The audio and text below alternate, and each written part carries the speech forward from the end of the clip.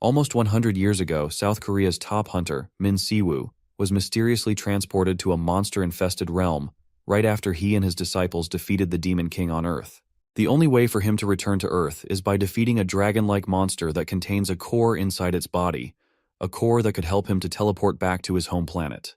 After battling for years, Siwoo finally takes down the monster, which is all thanks to his legendary healing abilities, and acquires the core for himself. As soon as he gulps the stone down, he is ready to sail back to Earth, ready to reunite with his disciples and little brother. In the next moment, he opens his eyes in a lush green forest. He didn't come back alone. There's this mysterious being occupying him, which lives inside his guts, and its name is Frey. He gets back on his feet, looking around, but he doesn't recognize this place at first glance, which of course surprises Frey. I mean, how does this dude not recognize his own home? That's just weird. But Siwoo reminds his companion that Earth's landscapes vary depending on the location. He then focuses on the flow of mana around him, and it feels suspiciously similar to being inside a gate. Checking his own mana, he quickly realizes something frustrating. His stats have been nerfed again. It looks like dimensional travel always seems to have side effects. The first time he was sent from Earth to another world 100 years ago, his stats plummeted. And now, it seems like the same story. Right now, he only has 20% of his former power, which is beyond frustrating. Even Frey is pissed. He wants Siwoo to recover as soon as possible, otherwise he won't be able to use his awesome skills. But Siwoo is just as annoyed because regaining his lost strength is going to take at least a decade. Hearing this, Frey straight up wants to cancel their contract. With Siwoo's current pathetic mana, he's basically useless to him. As they bicker back and forth, the scene cuts to a woman panting heavily as she runs for her life, chased by an orc. She's completely lost track of her teammates and has no clue what to do. More importantly, she has yet to figure out why in the hell there's an orc this early in the dungeon. She suddenly stumbles over her feet and trips. But before the orc can rip her apart, my guy Siwoo rocks that bastard with a single punch. And the best part is that he doesn't even bother looking in the orc's direction. That's how insignificant the threat is to him. Siwoo turns to the girl, wanting her to confirm whether the planet they're currently on is Earth. The already spazzed out girl manages to give a positive response. So he follows up with another question, asking if this is Korea and what year it is. Once again, the girl confirms with a yes and further clarifies that it's the year 2037. The mention of 2037 gets our boy thinking. He remembers that when he got sucked into that other dimension, it was 2027. If he is thinking right, then 100 years in the demon realm was only 10 years on Earth. Siwoo then proceeds to ask the name of the current president. The girl responds, saying it's Choi Dae-soo. This leaves Siwoo absolutely stunned, because as it turns out, he knows this guy. And judging by his expression, he doesn't seem to remember President Choi Dae-soo in good terms. As he mumbles all sorts of weird stuff under his breath, the girl starts wondering if this nutcase is just role-playing as a regressor. Siwoo then turns to her with another question. Since the flow of mana here feels off, he wants to confirm if they are inside a gate. The girl quickly affirms this, and further elaborates that they're inside the tutorial tower. Siwoo has never heard of this tutorial tower concept, so the girl proceeds to spill all the details. The tower appeared a few years ago, acting as a gateway for hunters. If you clear it, you awaken your abilities and gain skills. And the higher your awakening rank, the better your privileges, like getting recruited by the most powerful guilds. So naturally, everyone is rushing to clear the tower as soon as possible. Siwoo clearly remembers that back in his day, the Awakened just got their powers without all this extra crap. From what he understands, all he has to do is clear the tower to get out of here. So he asks her how long that usually takes. The girl explains that on average it takes about 8 weeks. But if you're skilled enough, you can clear it in at least 6 weeks. The current record holder is a second-generation genius hunter, Ryu Ji-won, who cleared it in just 3 weeks. But my guy is not that amazed or surprised. They suddenly sense the presence of something huge nearby. And soon enough, a giant mutated tiger appears. A creature known as the troll tiger. While the girl panics at the sight of this terrifying beast, Siwoo is still lost in thought, contemplating the record holder. To him, clearing the tower in 3 weeks isn't impressive at all, it's far too long. But since his own abilities have been nerfed, he's not sure if he can do it any faster either. Meanwhile, the tiger is swishing its tongue around its lips, ready to make a snack out of the duo. Eventually the tiger lunges at them. But Siwoo is still deep in contemplation, thinking about how he'll approach the trial tower. Not wanting his train of thought to be interrupted, he simply punches the giant cat without even moving or looking back at the threat. And that one punch literally breaks the creature's jaw. Finally, Siwoo comes to terms with himself and decides that 5 days should be more than enough to clear the tower. 5 days flow by, and the scene then transitions to Min Sejun, the Empire Guildmaster. His assistant reports that someone just exited the tutorial tower. Hearing this, Sejun realizes that it's only been 8 weeks since the trial started, so clearing the tower in that time isn't bad at all. But then, the assistant reveals something shocking. The person who cleared the tower wasn't on the original entry list. There's no record of their batch, and no record of them entering the tower. And now, this mystery person is causing quite a commotion outside. When the assistant shows Sejun who the person is, his eyes widen in shock, because the face looks oddly familiar. He recognizes him as Hyung, his big brother who had disappeared 10 years ago. Now let's shift back to Siwoo and the girl accompanying him. The lady is absolutely boggled. She has yet to figure out how on earth did this guy clear the tutorial tower in just 5 days. But the way my guy has smashed this last remaining monster, it's clear how. The system promptly announces that the tutorial is complete, but when it tries to calculate Siwoo's skills and stats, it utterly fails. The gate opens, Siwoo is ready to walk out in order to start the next chapter of his life. Outside the tutorial tower, he's met by the examiner. People in the crowd can't help but murmur and whisper about Siwoo. Then, a big guy joins the scene, clearly not vibing with all the commotion. This big guy is said to be the Team 2 leader, and when the examiner takes note of his presence, he rattles out all the details to him. He mentions that 2 people have just cleared the gate, but what's concerning is that one of them wasn't on the entry list. The big guy scans Siwoo, and the first thing that stands out is how scratchless he is. It doesn't make sense given how scrawny Siwoo looks. There's no way he could have gotten away that easily. His curiosity is piqued, so he shoves the examiner aside and decides to interrogate Siwoo personally. He starts off by asking who the hell Siwoo is and why his name isn't listed in the logs. To this, Siwoo casually replies that he didn't go in through the entrance. But the big guy isn't buying it. He argues that if someone enters through the gate, they have to come out the same way. So how in the world did Siwoo exit without ever entering? Siwoo, however, remains completely nonchalant, refusing to take this oversized jackass seriously. And this attitude is really starting to get under the big guy's skin. Annoyed, he jabs a finger over Siwoo's head and straight up calls him a dimwit. Convinced that Siwoo must have some sort of camouflage skill that let him sneak through undetected, the big guy issues a direct threat. He makes it clear that if Siwoo doesn't spill the truth, he's as good as dead. But Siwoo keeps that same deadpan expression, which only serves to piss off this loudmouth even more, making him more aggressive and abusive with his words. Unfortunately for him, Siwoo doesn't have the patience to listen to some dude yap in his face, especially when said dude's breath smells like literal shit. So without hesitation, he orders this big pile of garbage to shut his damn mouth. Now this shithead is clearly itching for a fight, and Siwoo is more than ready to give him one. To further piss him off, Siwoo throws another jab, roasting him for his horrendous breath. And that does it. The big guy takes the bait, balls up his fat fists, and swings at Siwoo. But Siwoo remains unfazed. Then, the inevitable happens. And it all unfolds right in front of Guildmaster Sejun. Not long after, all the jackasses who dared to mess with Siwoo are laid out on the ground. The entire staff is in a frenzy. The guy they had reported for causing a disturbance not only fought the security team, but also disappeared right after. Guildmaster Sejun immediately orders his staff to pull up the CCTV footage. When they do, the recording shows the big guy and his goons charging at Siwoo. But in the very next second, Siwoo moves so fast that the camera completely fails to capture him. Meanwhile, all 3 of those idiots are knocked out cold. One of the staff members reports that Siwoo actually took down 5 hunters before disappearing. Since no one saw him leave, the only logical explanation the staff can come up with is that he must have used stealth abilities. But Sejun disagrees. As far as he can tell, Siwoo didn't use any gimmicks. The dude just moved insanely fast. Internally, Sejun is 1000% sure that this is Siwoo, his brother. And from what he's seeing, he hasn't changed at all from 10 years ago. He then turns to his staff and issues a direct order. They are to mobilize everyone in the Empire Guild to locate that guy immediately. However, he strictly prohibits them from engaging in any kind of confrontation with this mysterious person. All they need to do is politely introduce themselves and bring him to the office. Sejun wants to meet him personally. As the staff rush to carry out his orders, Sejun still can't wrap his head around where Siwoo has been all this time, only to suddenly show up now. The way he vanished and reappeared is suspicious. There has to be a solid reason behind it. He's sure that if Siwoo had been in Korea all these years, he would have come to Empire Guild multiple times. So now, more than anything, Sejun is curious to learn exactly where he's been. He then shifts his attention to the girl who exited the tutorial tower with Siwoo. But the poor girl quickly waves it off, claiming that she has no connection with him whatsoever, other than the fact that they just happened to exit together. Sejun believes her. In fact, he's genuinely impressed that she cleared the tower faster than expected.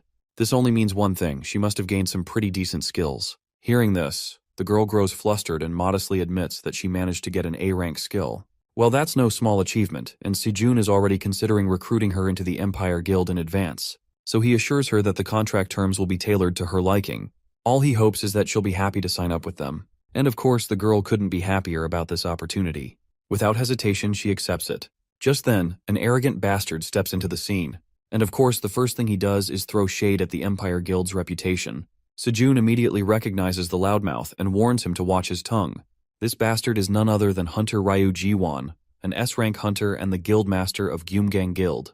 And standing beside him is Choi Sungil, another S-rank hunter who manages White Lion Guild. It looks like these two have also caught wind of the unregistered awakened who cleared the tower. Ryu Jiwon is surprised to see that the entire security team got their asses handed to them by just one person.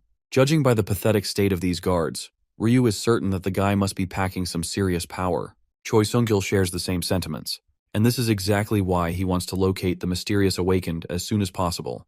If this guy has awakened a high-grade skill, then he's likely to become a top-tier talent in the future. And neither of these guildmasters plans on letting him slip away. They both want him for themselves. Ryu Jiwon decides to turn it into a challenge. Whoever finds that mysterious awakened first gets to claim him. There are no rules about what kind of shady tactics they can use. Whoever gets to him first, keeps him. Choi Sungil is totally on board with this plan. Since they'll be searching for that mysterious awakened on their own, neither of them has time to waste. Without further delay, they set off to find the guy. And whoever finds him first has to inform the others. With that, Ryu Jiwon heads off, but not without throwing a jab, claiming he'll be the one to find the awakened, so there's no need for the others to even bother struggling. But Sejun isn't so sure he's going to let that happen. Anyway, Ryu Jiwon walks away and orders his assistant, Jinsik, to gather all the C and D rankers from Gumsang's Team A and deploy them for the search. But Jinsik seems unsure who exactly they're looking for. In response, Ryu Jiwon casually drops the bomb, it's Sejun's brother. Meanwhile, Siwoo is in his favorite restaurant, munching down on fried chicken. Frey is absolutely boggled. Out of all the things Siwoo could be doing after returning to Earth 100 years later, he chooses to devour some fried birds. After his chicken spree, he starts wandering the streets, which once again piques Frey's curiosity. He can't help but ask where Siwoo's headed. Siwoo doesn't bother explaining. He figures it's obvious. Of course, he's going home. When he finally arrives, stepping into his humble home, nostalgia hits him hard. He remembers rushing inside at dinner time, his mother preparing a meal while his father reads the newspaper. But all those moments are lost in the past. Now his home is nothing more than a rundown shell, empty and abandoned. He still can't remember his parents' faces. They say forgetting is a gift from God, but for him, it was a curse. He spent 100 years in the demon realm, an endless bloodbath on a strange, brutal planet. The dulling of human senses, the stopping of time, the weathering of the self. For what felt like an eternity, the curse of oblivion threatened to erase him. So he desperately clung to his memories, his younger siblings, his disciples, memories that refused to become mere reminiscence. Instead, they turned into obsession, a lingering attachment. But that was okay. Thanks to that, he survived for 100 years. Even Frey takes note of how this place feels like a ghost town, colder than the demon realm itself. Siwoo only came here to reminisce. Now that he's seen everything, it's time to move on. He decides to look for the neighborhood kids he used to hang out with. But first on the list is his brother Sejun he wants to meet. But his plan to reconnect with old friends hits a snag when a gang of thugs, fully armed, surrounds him from all directions. The bastard with red hair seems to be leading the gang. He introduces himself as Byeon Hakum, a C-rank hunter from the Vajra Guild. Siwoo remains calm and completely unbothered by the status of these lowlives. He's not in the mood for a skirmish either. Hakum feels mocked and reminds him again of his guild's name. But once again, my guy stays nonchalant because he does not give a single fuck. They keep exchanging jabs, with Siwoo effortlessly countering each one with an even sharper retort. This just gets under Hakum's skin, and his patience continues to wear thin. Fully aggravated, he finally decides to teach Siwoo the lesson he deserves. The next moment, Hakum throws a punch, a devastating blow that sends Siwoo crashing backward, slamming into the wall behind him. Hakum and his lackeys feel thoroughly satisfied, thinking they've finally shut Siwoo up. But my guy is literally the calmest person ever, just lying there like a cool cucumber in a refrigerator. The fools assume he must have fainted from that single blow since he's not getting back up. Then, a system window flashes before Siwoo's eyes, explaining the ability Hakum just used. Apparently, it's a skill called Lightning Flash, a C-grade skill that grants instantaneous acceleration, making your body's speed more than double. You can move way faster, as long as your body can handle the friction.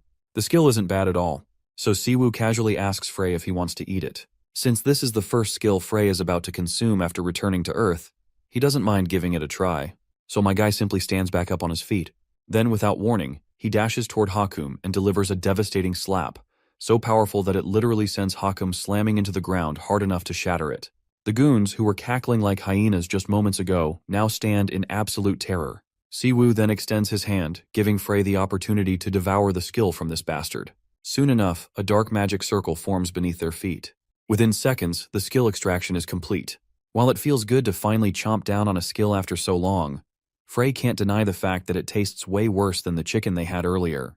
Meanwhile, Hakum, now with his pride in shambles, calls for his minions to attack Siwoo all at once.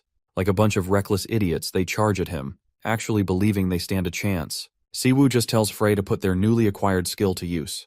The moment Frey complies, my guy explodes into motion, dashing with godlike speed and taking down every last one of these fools, like they're nothing more than mosquitoes. One of the bastards dashes towards Siwoo, attempting to strike him with a skill. But Siwoo easily renders the bastard's attack futile by smashing his knee into the guy's gut, causing him to cough up blood.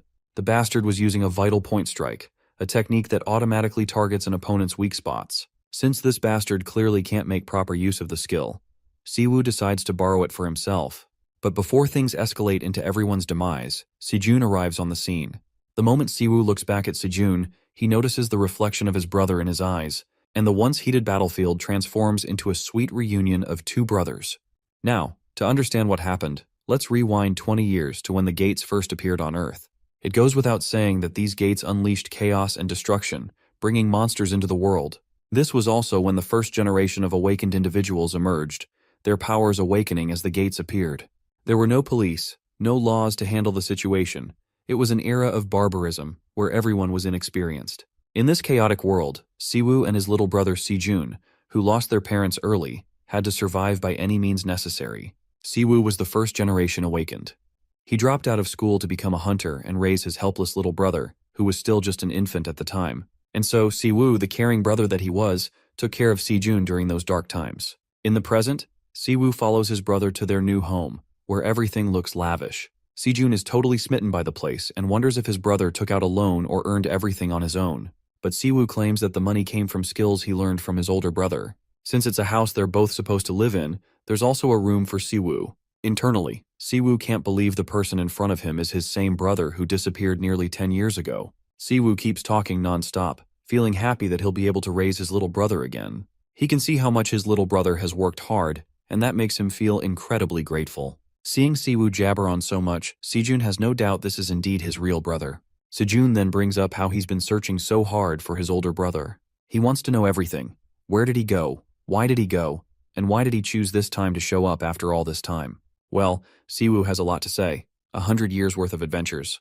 But that's a story that can only be told if the two of them sit down for a heart-to-heart. So later, we see them sitting together as Siwoo explains everything that happened. In summary, 10 years ago, after Siwoo defeated the fourth Demon Lord, he was transported to another dimension by an artifact the Demon Lord had. In this other world, he met Predator, a being who could extract other people's skills. For 100 years he grew with that ability, seeking out dragons with dimensional magic. Once he defeated the Dragon King and obtained the dimensional orb that Dragon carried, he was finally able to return home. And his friend Predator, who is also known as Frey, crossed over to Earth with him and is now inside his body. This revelation about Frey living inside Siwoo's body creeps the hell out of Sejun. It only gets worse when Siwoo casually reveals that Frey is basically a parasite living in his gut. Siwoo admits that this whole lore dump probably sounds like absolute nonsense, but he promises his younger brother that he's not tweaking anything. Well, it goes without saying that Sejun trusts his brother. Given how much the world has drastically changed over the past 2 decades, he's not even surprised by this story, no matter how absurd it sounds. Right now, he's just glad his brother is back. Now that Siwoo has come clean about himself, he wants his little brother to do the same, fill him in on everything he missed over the past 10 years. He especially wants to know what the hell happened in this country that allowed a guy like Choi Dae-soo to become president. Since Siwoo disappeared, Choi Dae-soo blatantly took credit for the defeat of the fourth Demon King. With the title of the greatest hunter of the first generation and his fabricated reputation, he managed to ascend to the presidency. Now he keeps making policies that work against Empire Guild. But now that Siwoo is back, Sejun is concerned about what that zesty-ass shithead might try to do to his brother. But Siwoo is not worried at all. In fact, he finds it downright laughable that someone as incompetent as Choi Dae-soo managed to fool everyone with his fake SS rank title. Speaking of Choi, Siwoo suddenly remembers the guys who attacked him at their house earlier. The leader of that gang claimed to be from the Gumgang Guild, so Siwoo wants to know if they're Choi Dae-soo's lackeys. To that, his younger brother responds with a firm no, because the guild Choi Dae-soo runs is called Infinite. There are 7 representative guilds in South Korea, collectively known as the Heptagram. The guild Sejin runs, Empire, is one of them. The others are Infinite, Vajra, White Lion, Fighting Warrior, Azure Flower, and Frozen Soul. Among them, Vajra belongs to a second-generation hunter, Ryu Ji-hwan. Just the name of this bastard is enough to set Sejun's blood boiling. To think that snake is after his senior brother, who just returned home after 10 years. Siwoo then asks his brother about the disciples, the ones who always stood by his side. To that, Sejun explains that they've been living apart for a while, so they haven't connected with each other recently. Xiaolong went back home, and Kang Yohwa is under Choi Dae-soo's control. Well, Siwoo wasn't expecting to hear that, but he's hoping Minjun is still around. But contrary to what he thought, his junior brother drops the grim news that Minjun was killed, which absolutely stuns our boy. He doesn't waste any time and interrogates his brother about who killed him. Sejun explains that Minjun's body disappeared, so they couldn't figure out who the culprit was. The only ones who could kill a hunter are other hunters or unregistered awakened individuals. At that time, HMCS even participated in the investigation, but there was no progress. Siwoo starts feeling dazed as he hears one brutal truth bomb after another. He then asks what's the deal with HMCS, to which his brother explains that HMCS is essentially the Hunter Special Investigation Unit, an international agency that operates at the front lines of hunter-related crime. HMCS has the authority to investigate and arrest all awakened criminals, so they're basically like the Hunter Police. Siwoo seems quite intrigued by this new faction, so he curiously asks his brother if he has any ties to the agency. Sejun quickly catches on to what his senior brother is implying and can tell that he wants to join HMCS. If it's an investigation you want to do, then Sejun is willing to lend his own guild's information team, as they don't have to involve themselves with HMCS. But Siwoo has other plans, beyond just gathering information. His brother once again reminds him that those guys handle cases like murder, so going there is not the best option for him right now. He wants his brother to rest first, and once he's fully recovered, he can start thinking about what to do next. This is when Siwoo reminds his junior that he spent 100 years fighting in that other world, so he's done all the shady stuff you can think of. He doesn't believe he lacks any experience in any field. Well, it looks like Sejun has run out of arguments, so he has no choice but to concede to his senior brother's demands. Eventually, he decides to hook his brother up with a guy named Yi Yeji from Frozen Soul, who is a manager in that hunter agency. Siwoo is happy to hear this and is looking forward to it. Sejun takes note of how Siwoo's face is the same, but the atmosphere around him has changed. This makes Sejun curious about what could have happened in that old world to cause him to change so drastically. Meanwhile, our boy is busy digging about HMCS, and this is when he is hit by a twist. The team leader of HMCS's Gangbuk district team is Hwang Jong-gu, a 1.5th generation hunter. And as it turns out, Siwoo knows this guy like the back of his hand. 2 days later, we find ourselves at the HMCS headquarters in Gangbuk district. Inside, a ponytailed man is throwing a tantrum. He seems irritated that once again someone from higher up has sent a rookie to join his team, and since he's the team leader, it naturally annoys him to have yet another rookie under his command. This guy, as you might have already guessed, is Jong-gu. He reminisces about the old days when battlefields were unpredictable, and strength was all that mattered. Back then, hunters wrote wills before heading into missions, fully aware they might not return. He also recalls how, about 10 years ago, he almost died in a raid. It happened because he was still a rookie, and the wound he suffered was fatal. Had he died, the party would have lost its biggest powerhouse. But it was a single healer with incredible abilities who saved him. And, well, we all know who that healer was. That very healer has just made his grand entrance into the office. Siwoo calls out to his old friend, addressing him by his previous name Byung-gu, and immediately questions why the hell he changed it. To jog Byung-gu's memory, he reminds him that he's the very guy with those insane healing abilities who saved his life back then. It doesn't take long for Byung-gu to recognize him, and when he does, he's absolutely floored. Seeing Hunterman Siwoo standing before him, gracing their office with his presence, is the last thing he expected. Later we see Byung-gu formally introducing Siwoo as a new recruit for the Gangbuk team. While Byung-gu is letting his staff know that they better help Siwoo with anything he needs, his sudden shift in attitude doesn't go unnoticed. One of the female staff members looks visibly disappointed. Just a moment ago, their supposedly great and strict team leader was complaining about a new recruit, and now he's acting like a total pushover. But the guy standing beside her quietly tells her to keep her mouth shut. Judging by the team leader's reaction, it's clear that this newcomer is no ordinary rookie. Byung-gu, meanwhile, turns to the female staff member Sunga, and, in his usual arrogant tone, commands her to follow him to the concrete room for a quick briefing. Seeing the ridiculous amount of protocol their team leader is giving to this guy, the other staff members begin to suspect that maybe this new recruit is a 3-star. Later, we find ourselves in the office, where, as expected, the team leader is absolutely swooning over Siwoo, frantically making coffee and doing everything possible to max out his hospitality. Let's not forget about Kim Sunga, who's here to brief our boy. She's the gangbook team's data manager. Siwoo finally speaks up, requesting records of all hunters who were killed over the past 20 years. He wants her to summarize the data and pass it over to him. His extravagant demand leaves Seonga stunned. 20 years worth of data is an enormous amount, and they'd have to submit a report to the Hunter Association just to get access to it. But the team leader, clearly irritated by her hesitation, tells her to just do what she's told.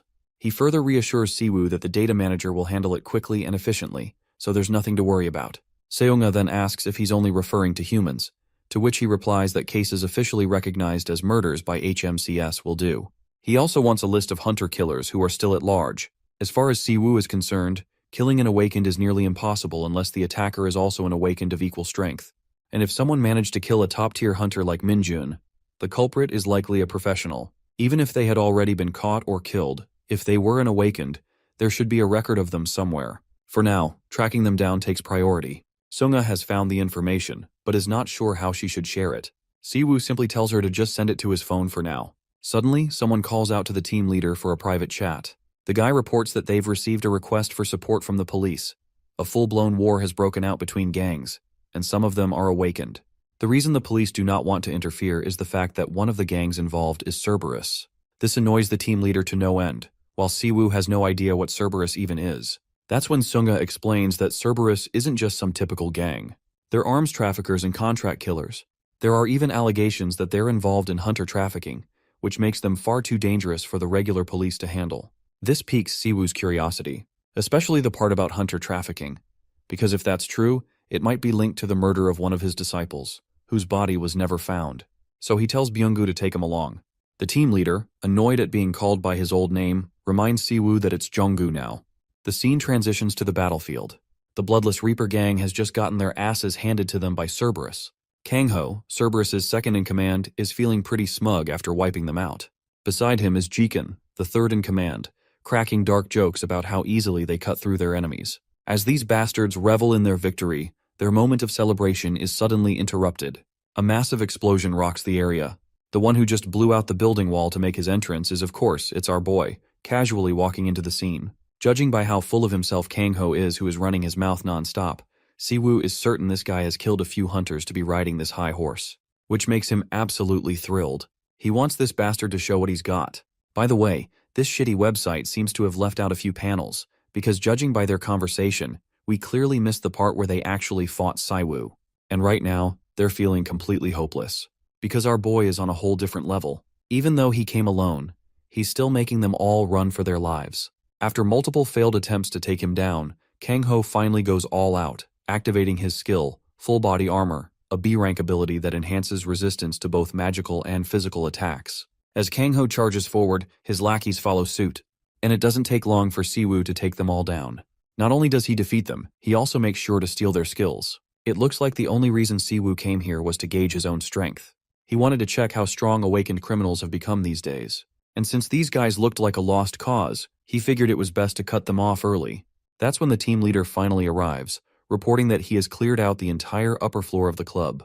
But the poor guy is left completely baffled when he notices all the bodies littering the ground. Siwoo, however, proudly clarifies that he left one guy alive, the hotshot among all the garbage, because they needed at least one person alive for interrogation.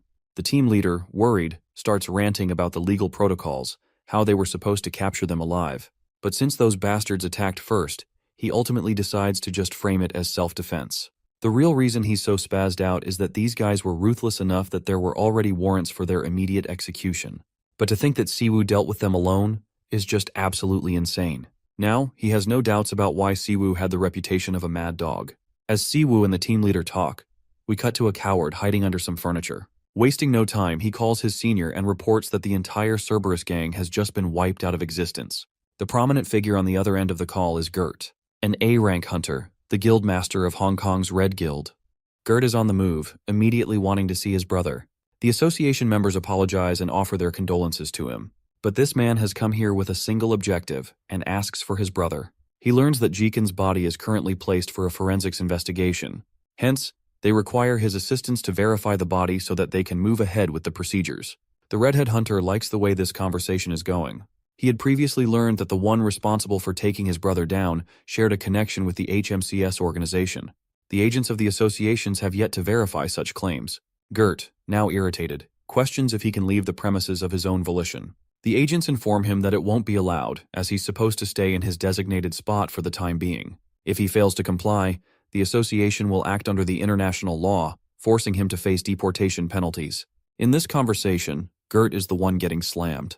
Although he's ticked, he now knows they're allowing him temporary freedom because of what happened to his brother. He tasks his assistant, Ryu Yanpeng, to do his dirty deeds for him. This guy is a B-rank hunter, so he's no joke either. As for Gert, he's steaming with fury, engulfed with the desire to avenge his brother. Let's go over to Siwoo, who's casually chilling. He learns from his brother that Minjun's murder additionally followed up by his house getting robbed. The neat part about the mana in this world is that it can easily be traced and analyzed, revealing the hunter's attributes and rank. Hence, the association can easily investigate the suspects responsible for the crime, but in this case, the culprit is a cunning person who left their tracks covered. Minjun was an archaeologist with important valuables of research, and yet not a single item containing his mana was left behind. At this point, Siwoo amuses the possibility of this being a regular burglar instead of some pre-planned assault. But this remark comes across as ridiculous to Sejun. Siwoo backs up his answer, claiming that the stolen items were valuable according to the report. And that means there's a greater chance of leaving a piece of evidence behind. Siwoo deduces that if the culprit really wanted to cover their mana traces, the best way to do that would be to burn the whole place down, which kind of makes sense. This means that Minjun's murder and the robbery were two different crime incidents. Someone just so happened to take advantage of his demise. Siwoo continues that he's found more cases like this in the past, so it's possible. He wants to get things rolling and crack the case, even though it sounds ridiculous to his brother, who thinks that Minjun's possessions may be a lost cause at this point. Siwoo's a bold one and is willing to crack the case. This unwavering confidence cracks a while after. He's pissed as hell in an alleyway, blaming the number of thieves sneaking around, and yet there weren't any valuable leads. Siwoo runs into a dead end, now raging like a maniac. Bro needs a Snickers bar after this. Anyway, Sherlock Holmes happens to get lucky and sneaks up a conversation between two random hooligans. They're talking about the organization locking down on multiple locations and wiping out entire groups without any warrants or reports. The organization has enough influence and authority to look into any matters related to hunters worldwide. So they don't really give a damn if they're straight up sending criminals to hell for it. The organization is so brutal that the worst thing encountering them isn't a prison cell, but your death ground itself. At the same time, skilled hunters aren't exactly the types to join an organization like the HMCS. They much rather associate themselves with a guild that offers a higher package. Still, whoever's causing so much trouble is a threat to these guys. So they amuse themselves by relocating their warehouse just to be safe. Having heard enough, Sherlock Holmes blows his cover and straight up asks about their warehouse. He freaks the ever-living shit out of them. Rabbit Face over here is scared shitless because he recognizes Siwoo as the man responsible for cleaning the criminals up. The boss immediately calls for his men as an emergency call-out. Siwoo, still not bending a knee, inquires about the location of their warehouse, this time with a threatening tone. The boss is willing to sacrifice his stickman for an assistant just to save his life. Luckily, his men get to the scene right on time, making him feel assured of his chances in this battle. The arrogant boss thinks that just because they've outnumbered the HMCS investigator, they've secured their victory, and that they'll easily finish him off now.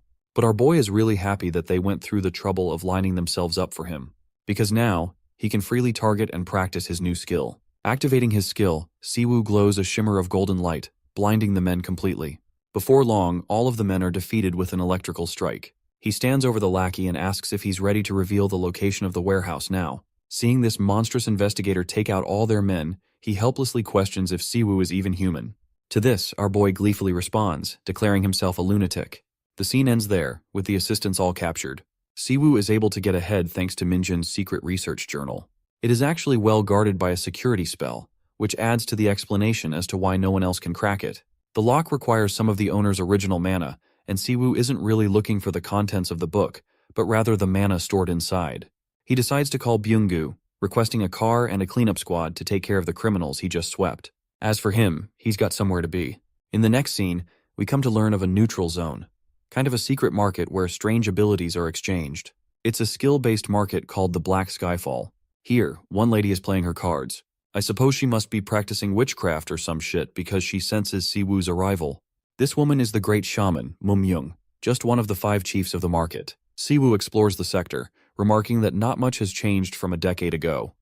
Frey mentions that he's quite the popular guy with everyone turning their attention towards him. Our boy doesn't want to beat up people here since it will end up in trouble for him. Intriguingly, Mumyung comes out to meet him. She had been meaning to talk to him. Inside her premises, she comments on how he hasn't changed a day in a decade. She wonders what business he's been up to. After all, he was gone for a lot of time. Siwoo doesn't want to mansplain the entire century-long shit show he went through. Instead, he hands her the secret journal to extract the mana. Mumyung enjoys his straightforward demeanor and reminds him of the procedure. Siwoo already knows it well, as he slices a bit of his palm to draw blood. The logic behind it is linked with mana. Returning mana to its original state is near enough impossible. A comparison can be made with curry. A person can remove ingredients like vegetables from the finished curry, but they can't exactly separate the powder, water, and other ingredients, or return them to their original state. But this kind of impossible situation is overturned by the specialty of this woman, who goes by unnamed. She's a mana hacker, using the powers that defy causality itself. It's a superpower only she possesses. This is also why society views people like her with a cunning eye, afraid that these guys might be criminals in disguise. Anyway, she hacks the mana and enjoys having finished the process. Even Frey thinks she's creepy as hell. She doesn't charge him either. Siwoo is in a hurry and leaves without explaining anything to her. The baddie remarks on him as a mysterious guy, while Frey is seriously creeped out by her. Even Siwoo wonders what's causing Frey to be so upset. It was just a ritual involving a small portion of his blood as a contract. Anyway, Siwoo's next destination is the History Research Institute, where Minjun's murder took place. Arriving inside, he finds no trouble walking around because it belongs to the Empire Guild. Coming here, Siwoo's surprised because he sees lingering phantoms of the ones who are still unaccepting of Minjun's death. Siwoo is interested in checking the memories of what happened during the day of the crime. To achieve that effect, he casts Mana Remembrance, allowing him to experience the emotions of the mana wielder via a medium. This causes Siwoo to witness an avatar version of events. Unfortunately, he can't see vividly because the skill doesn't show the target's memories and only fixates on their emotions. Now Siwoo is smart enough to know that Minjun was more than a capable hunter. That means whoever was responsible for taking him out must have been extremely skilled to have outclassed him. Siwoo sees his final moments go down and realizes that the culprit is actually one of the VIPs. Minjun shared a deeper connection to another organization, apart from the research institution. Frey wonders if he's doing all right, since even in the demon realm, all our boy cared about was about his disciples and siblings. A century had passed, and yet, the first thing that crossed his mind after arriving on Earth was to check for them. Now, he's just found one of his disciples wastes away into nothingness. Frey knows that it must be hitting him hard on the inside. Siwoo chooses not to focus on the subject, but his companion can sense that his emotions are spiraling up like crazy. It's just that Siwoo doesn't express those emotions on his face, no matter how much pain he's inside. Siwoo emphasizes that he's all right and that it's natural for him to have a breakdown after a century at least. In a surprising turn of events, Ryu pops up from behind. He's been seriously annoyed with how much he had to tail our boy throughout the day. Ryu orders him to come with him for a visit, but Siwoo confidently points out all 6 of his goons hiding in secret. Ryu is impressed by his observation and decides to offer him a choice between 2 options. The first possibility is that he happily complies and goes with the group without causing trouble. The second one, the hard way, is him getting cut up and dragged all the way to their leader. I bet you guys won't accept what he does next. Our boy willingly puts his hands up in the air, surrendering without causing trouble. Ryu tells his men to tie him up, but that's exactly what Siwoo was looking for. He baited one of the men and sliced them open, revealing his true intentions.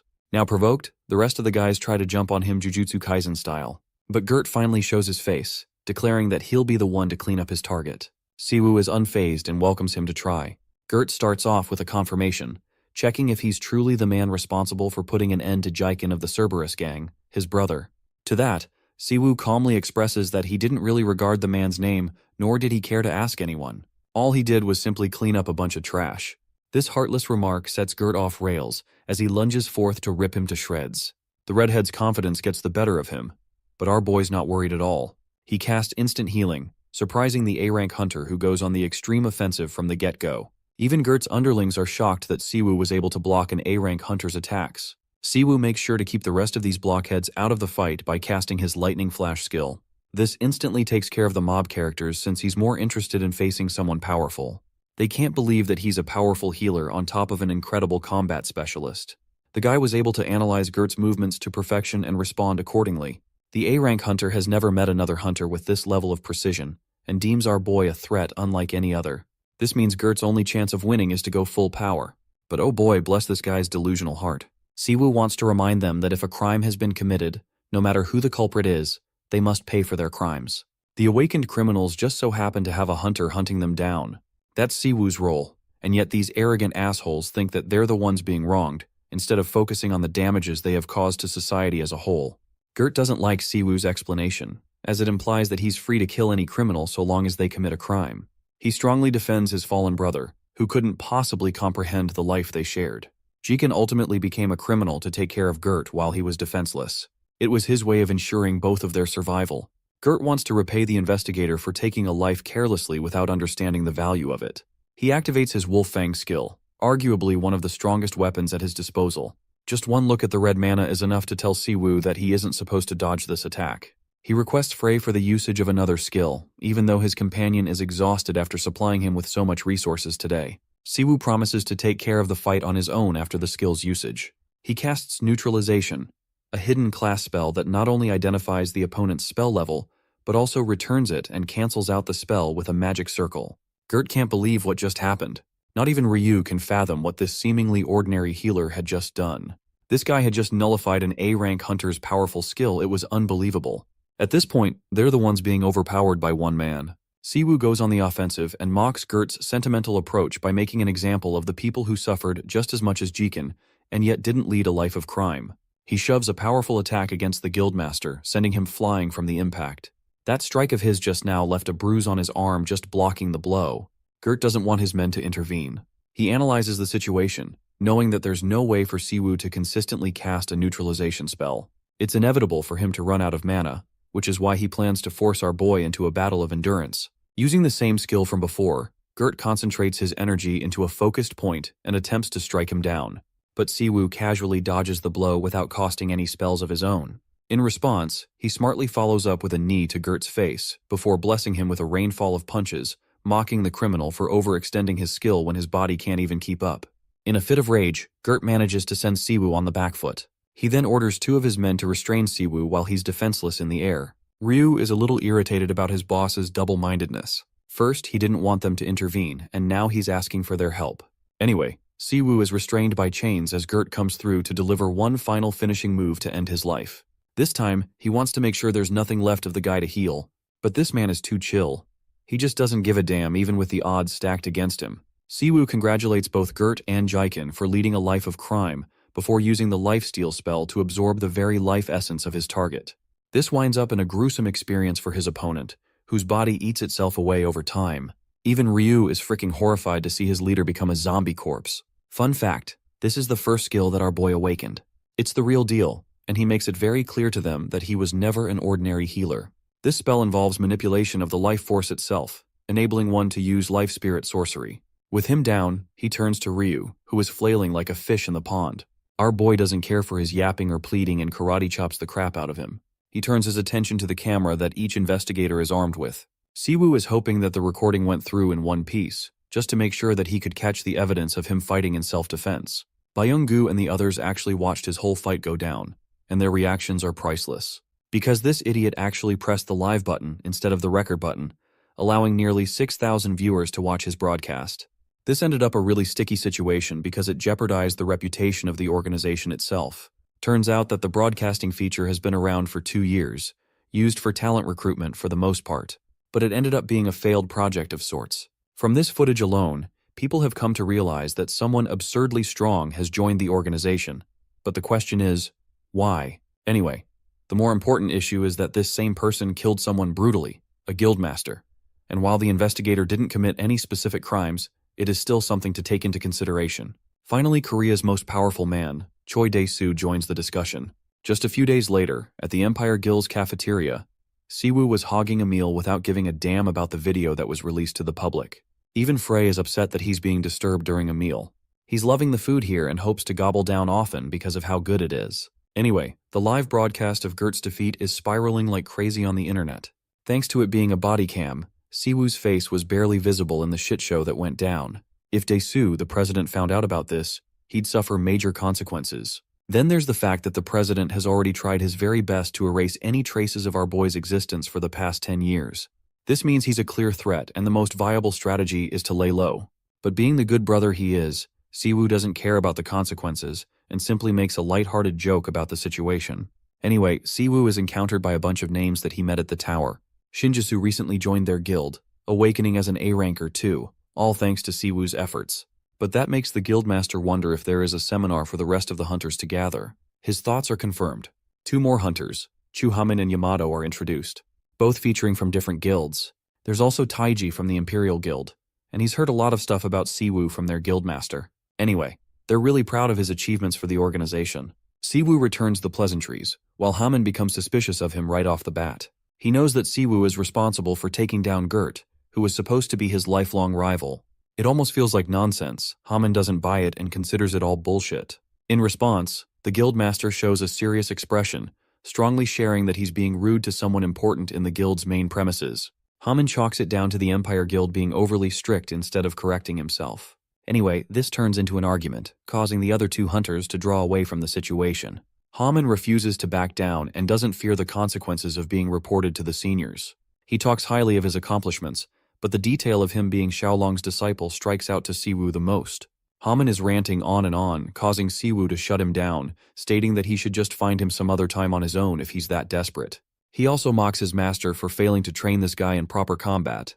It's a strong insult that strikes a chord with Haman, who really would have taken forceful methods if they were in a different guild location. Kicking away the chair in frustration, he threatens Siwoo to be careful at night. Bro is out here acting like the boogeyman. Dude needs to stop using high school level threats. Anyway, the guildmaster chooses to forget everything, even assuring his brother that he'll take care of the slimy rat. But Siwoo expresses that it's all good, as this guy is nothing more than the student of his own disciple, so he's okay with him being arrogant. Skipping ahead, we get to see Jianho, the branch director, sharing a talk with the guildmaster Sungil of the White Lion. He wants to issue an apology, beyond the matter of the collaboration. The apology is for the incident caused by one of their members lashing out against the HMCS member. However, the branch director merely refuses such an apology, claiming that someone like him, the leader of a guild, shouldn't apologize for such a behavior. In fact, the branch director has easily figured this guy out, pointing out his intentions of scouting instead of apologizing. Unfortunately, Jianho is unrelenting and refuses to let any guild get their hands on our boy.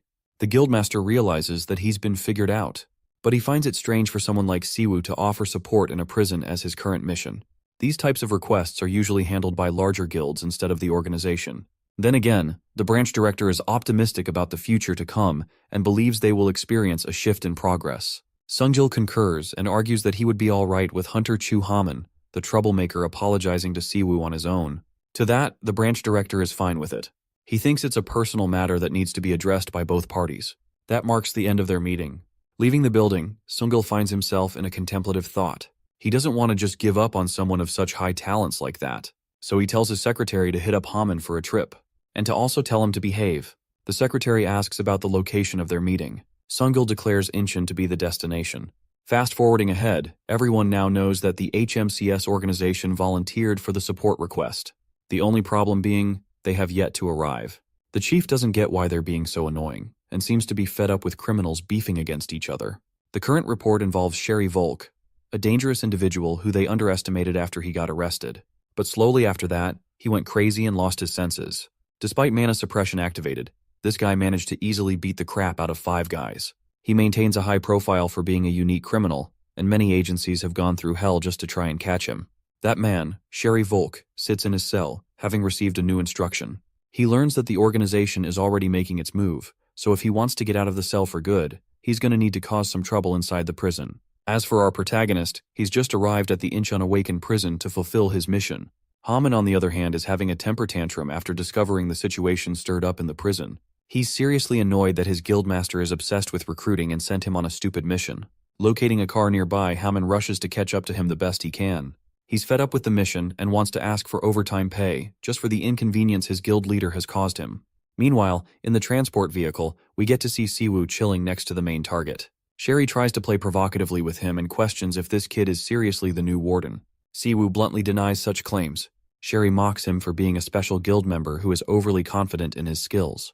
The hilarious part is, Siwoo turns to him and goes, "I don't even know who you are," like he's Thanos or something. Sherry is underwhelmed and almost feels offended that this guy's unaware of the situation at hand or why he's being transported in the first place. Siwoo humiliates him, asking if they decided to transport him because he yaps all the time and never shuts up. At this point, the criminal is at his limit and explains his lore like he's some evil Sigma male. He's proud of having beaten down 5 criminals, as if to intimidate the guy sitting next to him. Sherry's a little shell-shocked that the guilds managed to send one normal-looking punk after a powerful awakened criminal known for being dangerous and unpredictable. But our boy is just chill-maxing and sips on his coffee, while Sherry tells him that he's utterly fucked. Exactly then, the transport vehicle blows up and gets sent flying. Sherry angrily kicks the door open for having nearly killed him. The old man calculated that he wouldn't just die from a ploy like that, and pokes fun at him for being leashed. That aside, they're curious if he managed to deal with the officer next to him. Sherry confidently claims that he destroyed his temple, which means Siwoo's as good as dead after sipping his last cup of coffee. Sherry's annoyed because his cuffs are taking a while to unlock, but it's only because they're reinforced with mana. Luckily, they manage to break him free. The kid thinks he's grossly exaggerating. Their conversation comes to a full stop as one voice penetrates the scene, demanding them to stay still.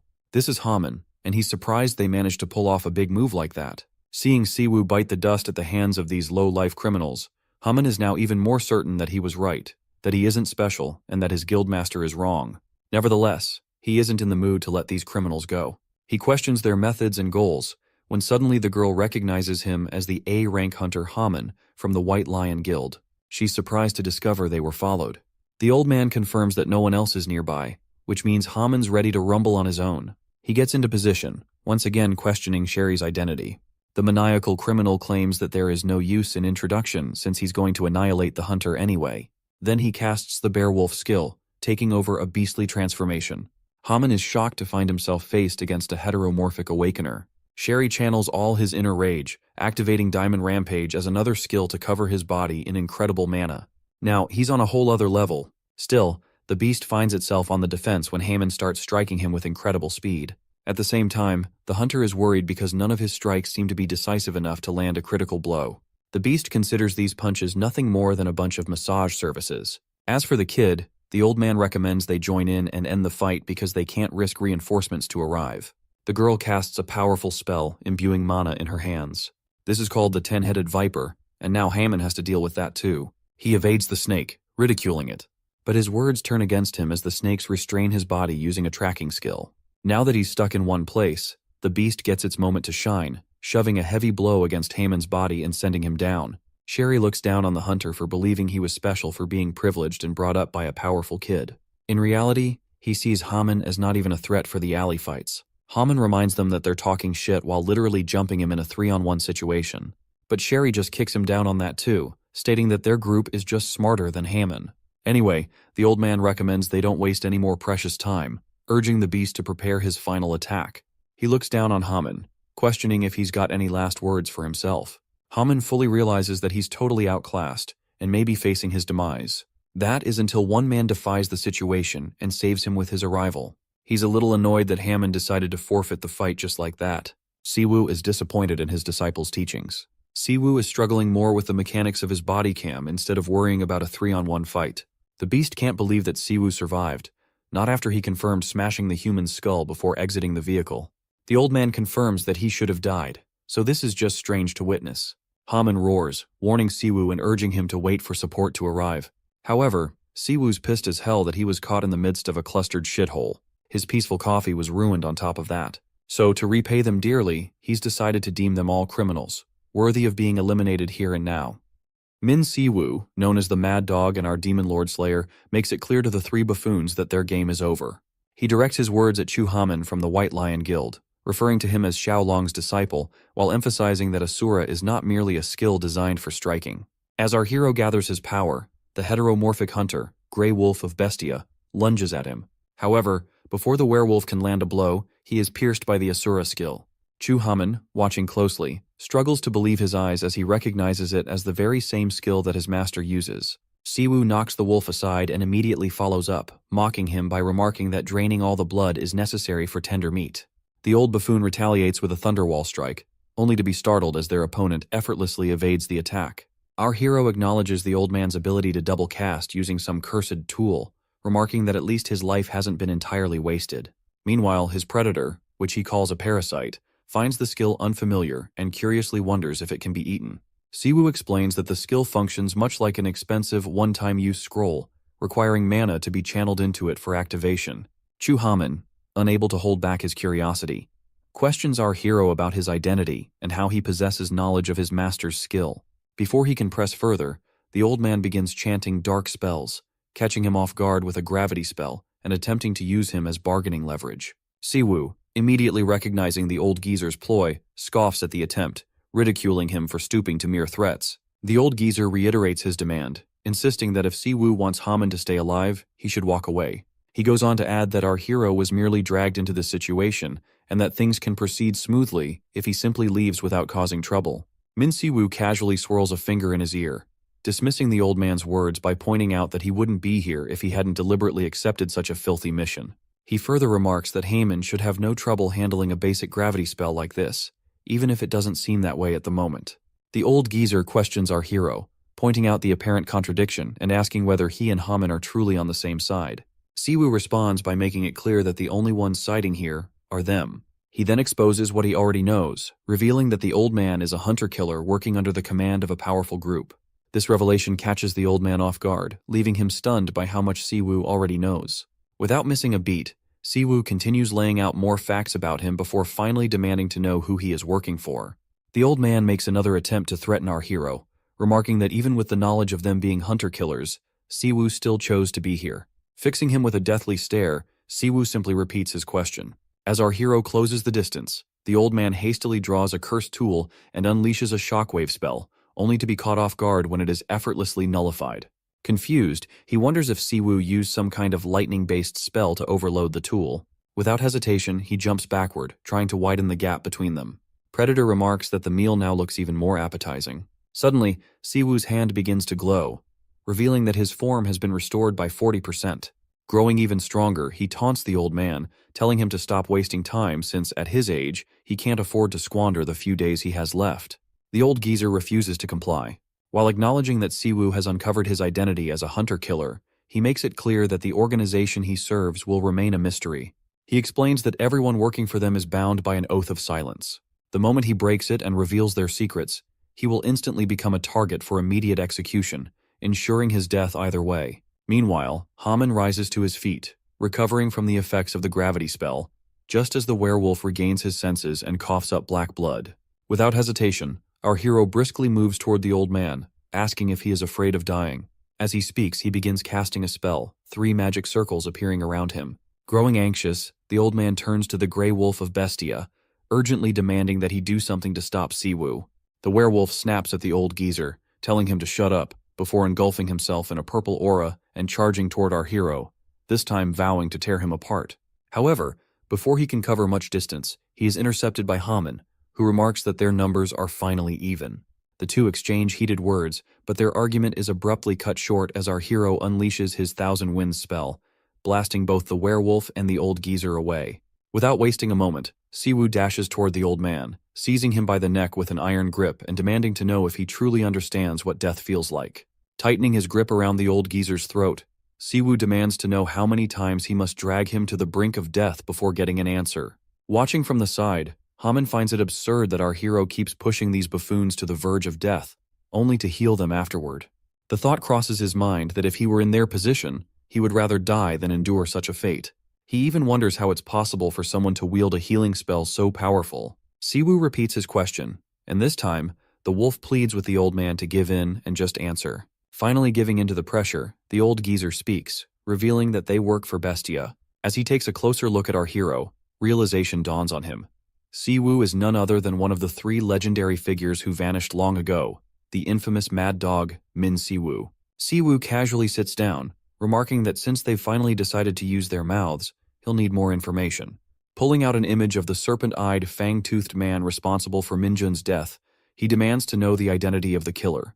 As the scene shifts, glimpses of the assassination organization known as Bestia come into view. It was an elite group specializing in hunting down targets, operating under the command of a figure known as Crow. Over time, the organization expanded, growing in power and securing a significant influence in this world.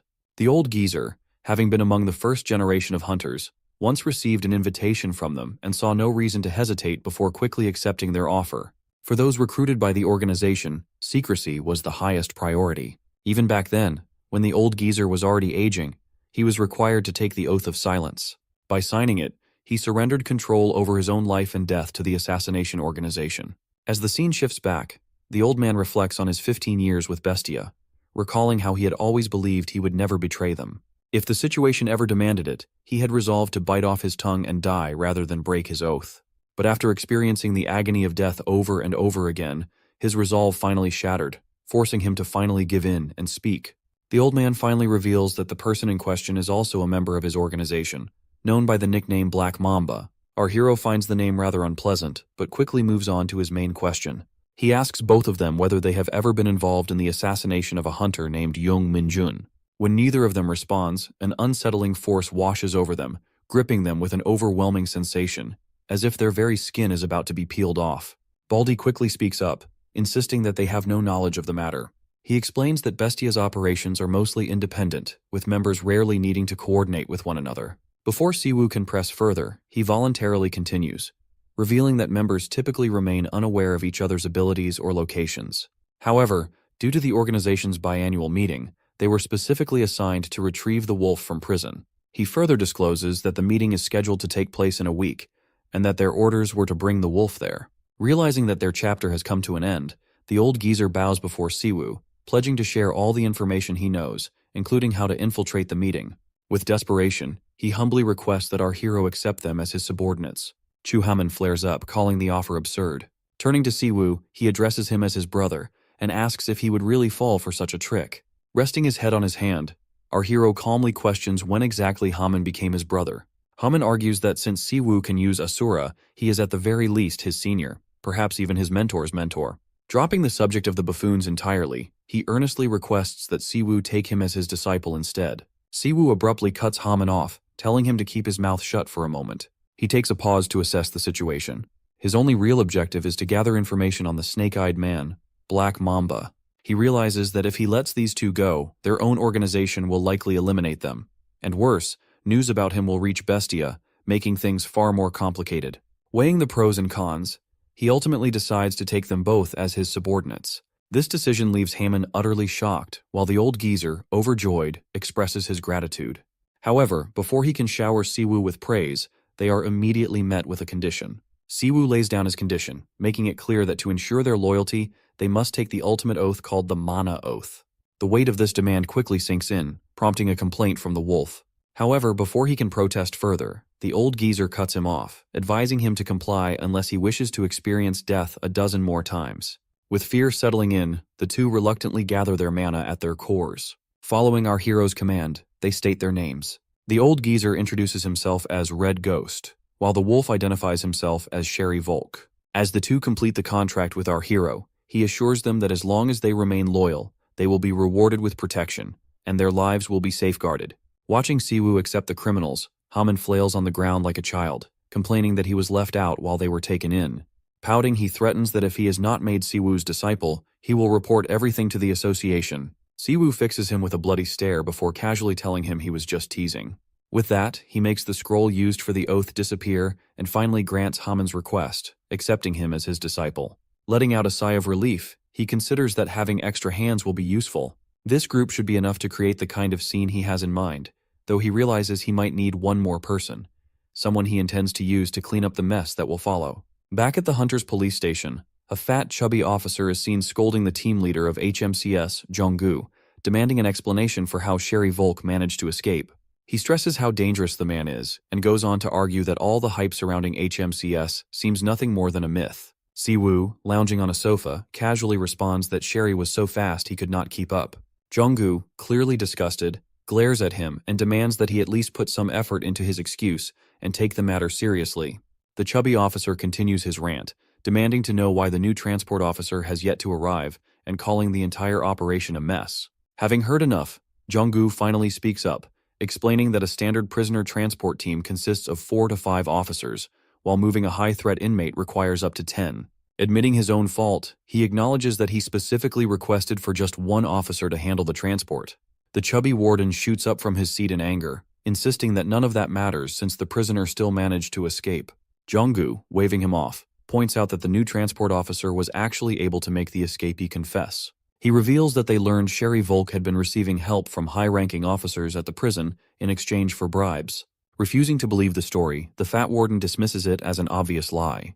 Jong-gu, remaining calm, acknowledges that the warden's skepticism is understandable, but insists that the matter is serious enough to warrant an immediate investigation. Speaking on behalf of HMCS, Jong-gu states that they plan to conduct a thorough investigation into Incheon prison and the escapee. He then requests the warden's cooperation in the matter.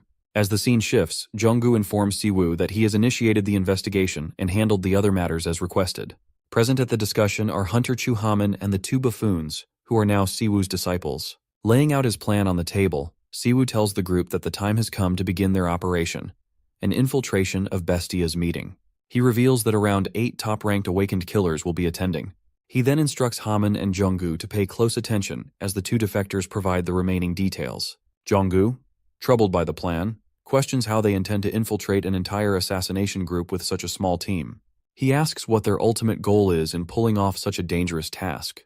Giving him a smirk, Si-woo states that the goal is quite obvious, which is to exterminate every single one of them. At the next Bestia gathering, the leader mockingly jokes about the two who vanished. The group argues, claiming they knew the old man and Sherry Volk were cowards but never saw their betrayal coming. Hedgehog, the goth girl, furiously swears to kill Volk for breaking her promise to go on a date. Scarmouth demands silence, stating only the boss punishes traitors. But the boss chuckles, amused by how fast 3 members disappeared. His presence instantly quiets the room before he announces a deathmatch, with the winner earning the right to execute the traitors. A heavy silence follows. Black Mamba bluntly tells the boss his jokes aren't amusing. He points out that killing the traitors is easy. The real issue is that their meeting place has been leaked. One member laughs at the idea that anyone would dare attack them, but the alarms blare before the words even settle. The group is stunned, yet the leader seems to enjoy the chaos. It turns out a single intruder is pushing through each of the 5 entrances. 5 members head off to intercept, while one throws a remark at Hedgehog and Black Mamba, wondering why they're still hanging around with the boss. Black Mamba mocks the intruders, dismissing them as trash, while Hedgehog remains lost in her comics. The 3 continue their casual exchange, completely unaware that our boy Jong-gu is creeping through the vents, his every movement laced with unease. Frustration bubbles inside him as he silently laments drawing the most dangerous job of the bunch. Shifting time half an hour earlier, the squad gathers outside the meeting spot, listening as the old man lays out the situation. The 5 entrances never stay the same, constantly shifting like a puzzle. One of them will make it inside first, but in the end, they'll all find their way to the target. Our hero decides they should each take an entrance, cutting off any escape route for the Bestia members. Without hesitation, he instructs Jong-gu to hand out the radios, making it clear that if anyone struggles against their opponent, especially Black Mamba, they should stall and call for backup. Once inside, Jong-gu finds himself at a dead end. His eyes land on a vent overhead, and without a second thought, he jumps straight into it, slipping past every layer of security laid by the organization. But before he knows it, he lands right in the chamber of killers. With 5 members already gone, there's no time to reach out for reinforcements. Determined to cut down their numbers, he pulls a handful of marbles from his pocket and casually lets one drop. The leader scoffs, turning to Hedgehog with a smirk, joking that she must have lost it from their slot machine. As she picks it up, the goth girl playfully comments that she just hit the jackpot. And she's right. The marble erupts like dynamite, sending shockwaves through the room. The leader, unfazed, simply chuckles at her demise. Black Mamba shoots up from his seat, instantly spotting the incoming grenade. With precision, he effortlessly flicks it straight toward the vent, sending it right back. Now that there's no point in hiding, Jong-gu springs from his hiding spot, making a grand entrance. Dripping with sweat, he curses himself being able to take down only one, still shocked at how Black Mamba casually slapped away the grenade like it was nothing. No special technique, just physical prowess. Snake Guy facepalms, fed up with the traitors who sold them out to HMCS. When Jong-gu confirms it, he can't help but shake his head, almost feeling sorry for the fools who betrayed Bestia for such a pathetic deal. Wasting no time, Jong-gu conjures a dazzling burst of light, momentarily blinding his opponent as he hurls daggers concealed within the flash. Across the room, the leader sips her tea, enjoying it like a children's fight. Black Mamba, on the other hand, laughs, already familiar with Jong-gu's tricks. But what leaves Jong-gu stunned is the sight of the snake man's body knitting itself back together, raw mana fueling his insane regeneration like it's nothing. Calling playtime over, the snake charges, smashing our boy into the wall with one brutal strike. Mamba sighs, annoyed he hit the vitals too soon, and asks the boss if he can finish the job with a mess. But our boy acts fast, whipping out his radio and reporting before words are cut off by a boot to the chest. Stomping on his chest, the snake guy asks if the backup is the HMCS, Traders, or Wolf Boy. But before Junggu can respond, the answer crashes in from behind. The trio storms the meeting hall all at once, catching everyone off guard as the real fight begins. Without even glancing back, Mamba effortlessly dodges the trio's attack, leaving nothing but a crater where he once stood. Snake Guy eyes the intruders, muttering how disappointed the boss must be, seeing her chosen ones turn out so weak. But something doesn't sit right with him. He notices the trio looks almost untouched, their movements too smooth for people who supposedly fought against Tiger and Grizzly. Their slow attacks are easily avoided, raising doubts in his mind. Haman steps up to meet Mamba in close combat, but before he can land a hit, Mamba snatches him up in a deadly grip. Tossing him away, he grins while asking what a white lion hunter is doing with the HMCS. Watching the trio struggle, Snake Man grows even more suspicious. There's no way a patched-together team formed just a day ago could have wounded Bestia so easily. His eyes narrow as he wonders who's really pulling the strings. Frustrated, Haman barks at Junggu to get up, reminding him they rushed in the second they could. He explains that Siwoo suddenly appeared during their fights and ordered them straight to the hall. With no other choice, the trio keeps stalling, buying time until our hero arrives to finish the job. Folk grits his teeth, confused about how they're supposed to capture a monster like Black Mamba alive. The old man notes that the hall is rigged, pointing out that despite Mamba's incredible speed, teleportation isn't one of his tricks. His unease grows as he watches the leader silently observing the battle. The real danger lies with Crow. Once the leader makes a move, anything could happen. With that in mind, the old man instructs them to focus on capturing Mamba while he keeps an eye on the leader. Meanwhile, Snake Guy grows irritated, dodging Haman and Wolf Boy's relentless attacks. His frustration spikes as everyone keeps ignoring his question. Baldy's voice suddenly booms through the hall, declaring that no one is leaving until our hero arrives. Red chains of mana shoot up from the ground, latching onto Haman and even Bestia's leader, Crow. The boss chuckles, calling the old man's efforts a waste of time. But the old man remains unfazed, fully confident in his binding spell. A dangerous aura radiates from Crow as he questions just how powerful their mastermind must be to betray him so boldly. Without hesitation, he calls for Hedgehog. From the shadows, she strikes with her spiky hair, diving straight at the old man. Folk and Junggu race to defend him, stunned that she's still alive. Growing tired of the delay, Mamba shatters the binding skill and activates his skill, saying they are gonna be quite busy cleaning up the mess. Mamba's scales turn white, mutating into a white-scaled lizard man as he promises to end their lives quickly. Junggu and Haman, knowing no attack will pierce the thick scales, prepare to run for their lives. Junggu ponders Mamba's transformation, though it appears similar to Wolf Boy's. The mana is denser than diamond. With the rigged meeting hall, only he can hold out against the recipe for disaster. He judges it impossible to aid Volk and the old man against Hedgehog. Helping in the only way the weak guy can, he throws a dagger into Mamba's arm. Before the lizardman can take it out, it grows green, indicating a corrosion skill. Junggu continues his barrage of daggers before being blown away. Haman warns him of the flying boulder headed his way, but Mamba quickly reminds him not to look away in a fight. The monster teleports behind Junggu, warning that innocent hunters have gravely misunderstood the situation. With a firm chokehold, the lizard man points out that skill ranks and mana numbers mean nothing in a dirty fight. He declares it a mistake to challenge them on their turf. Meanwhile, our hedgehog is busy exacting revenge on the lying Volk. The meeting hall is equipped with various self-destructing and buffing mechanisms for the Bestia members. It's no wonder they call it the Snake's Den. Anyone who enters is never leaving alive. Mamba tells Junggu to give up his frivolous effort, nearly knocking our boy out, when he suddenly senses an ominous aura. Crow immediately leaps backward as our hero flies by his buddy Junggu and slams the ugly lizard into the den's wall. Our Demon Lord Slayer grins like a demon, having finally found Minjun's killer. Meanwhile, Hedgehog has already taken down the wolf guy and now shifts her attention to Siwoo, curiosity sparking as she seeks to uncover his identity.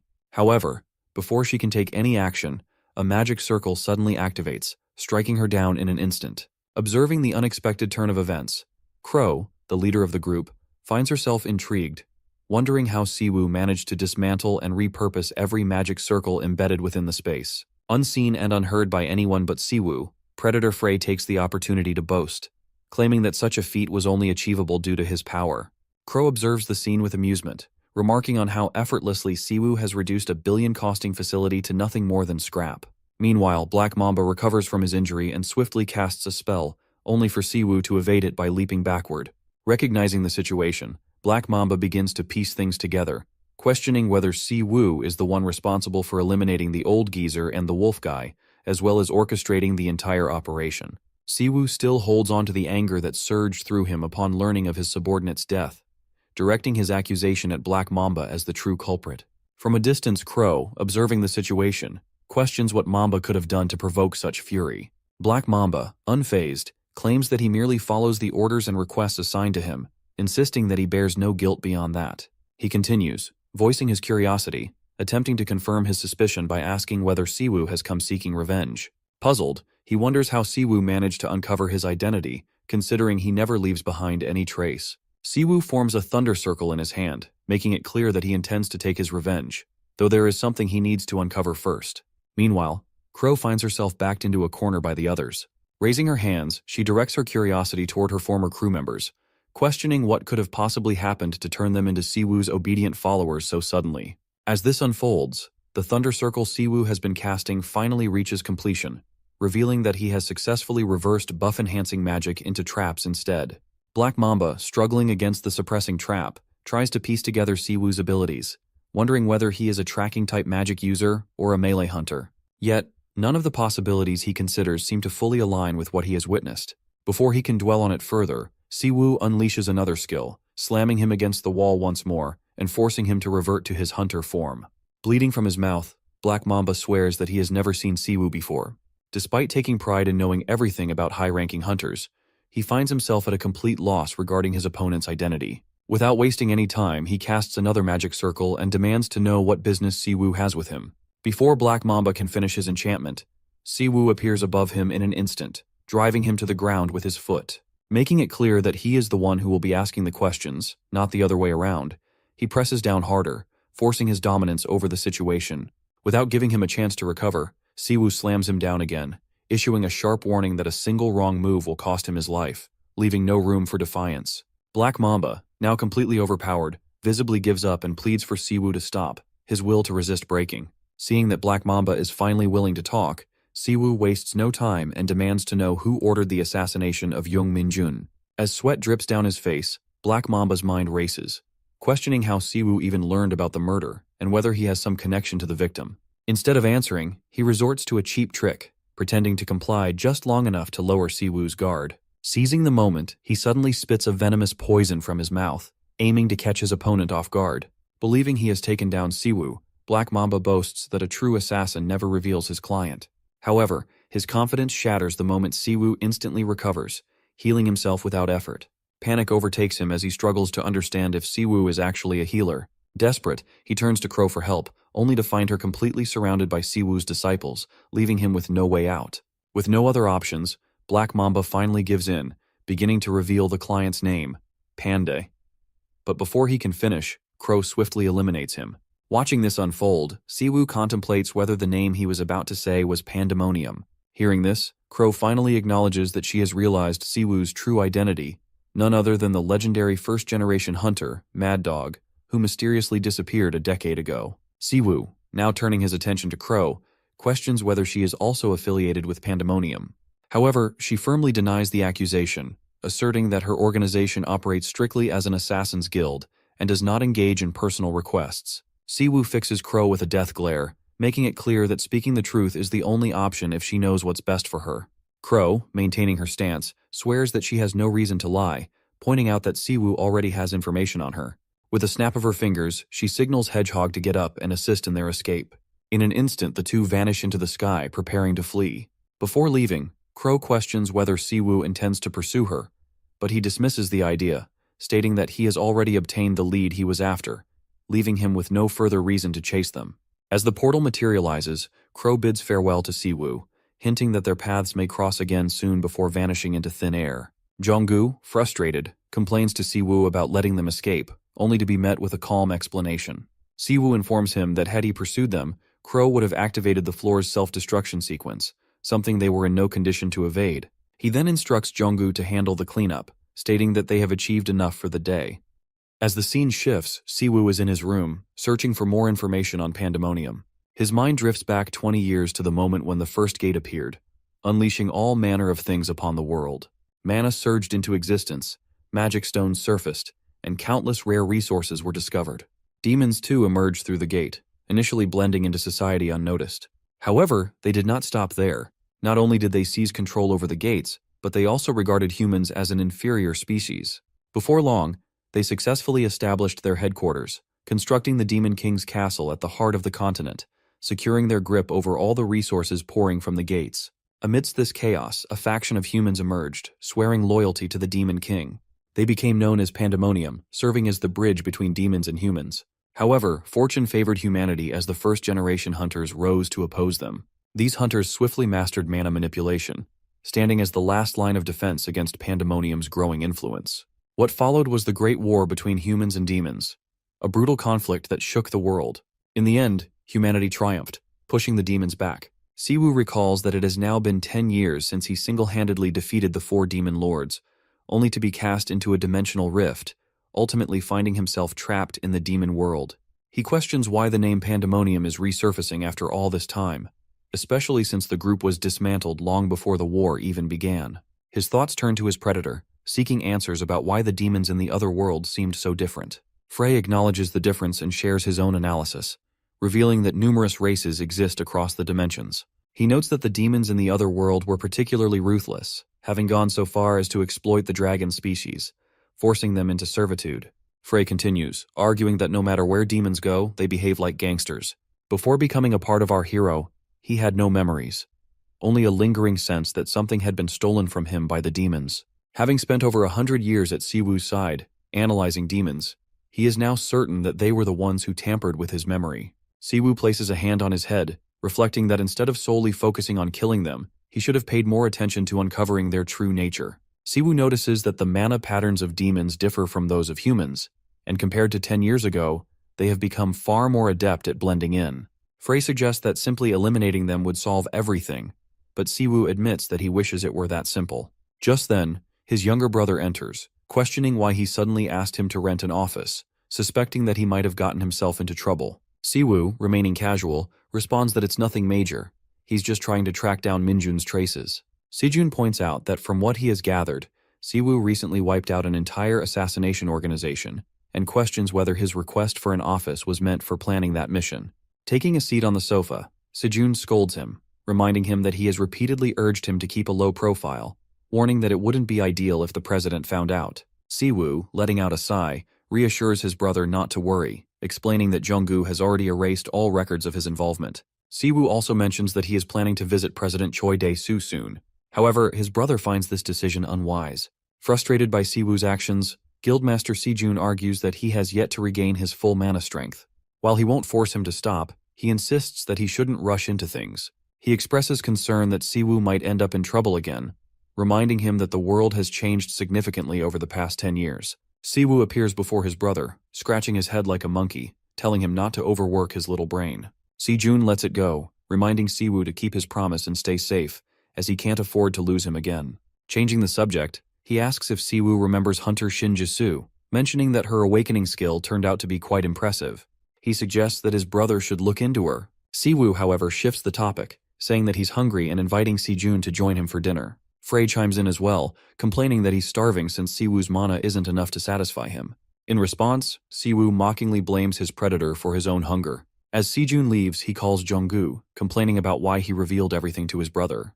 However, the big guy scolds him instead, reminding him of the chaos it caused trying to cover up his actions in front of HMCS. Every media outlet and agency is swarming the organization with interviews after the takedown of the assassins. He further informs Siwoo that, thanks to keeping his name out of it, the branch manager is now closely monitoring them. Siwoo argues that it's a good thing since it means he's getting results, but Junggu, clearly frustrated, complains that the real issue is figuring out how to justify the fact that he single-handedly took down such high-ranked A+ hunters. Our hero counters that Junggu should have involved the White Lion Guild since Haman was present, but Junggu still insists that Siwoo stepping forward would help ease the burden on them. Siwoo then hangs up, dismissing the matter by saying his meal is waiting.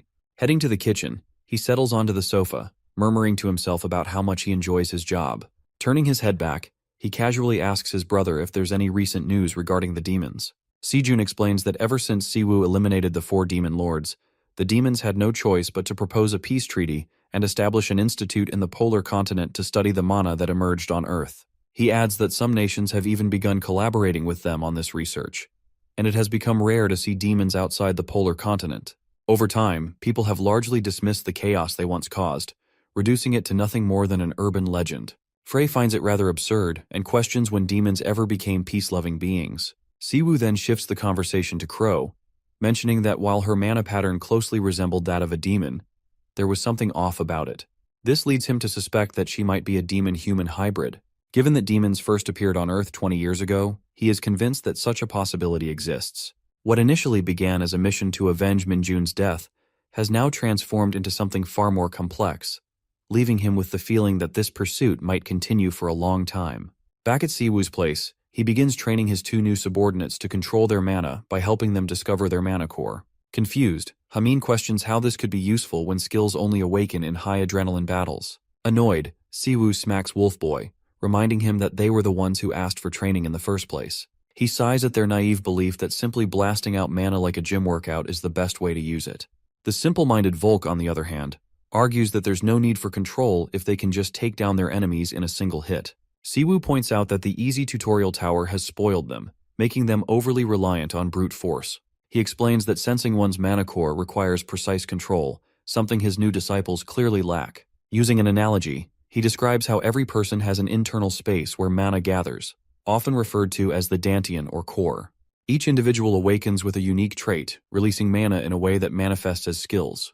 The more refined their control over the power flowing from their core, the stronger their abilities become.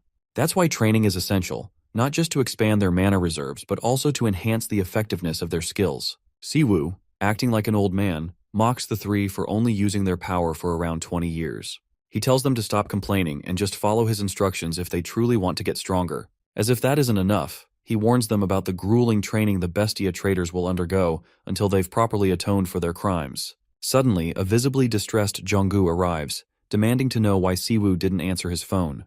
The Mad Dog casually responds that he doesn't pick up calls 24/7. Ignoring the remark, Jonggu stresses that he needs to meet the branch director at HQ immediately. At the HMCS office, Siwoo eyes Jonggu suspiciously, asking if he snitched on him to his superiors. Jonggu adamantly denies it, but before he can say more, they're approached by 2 of his sassy colleagues.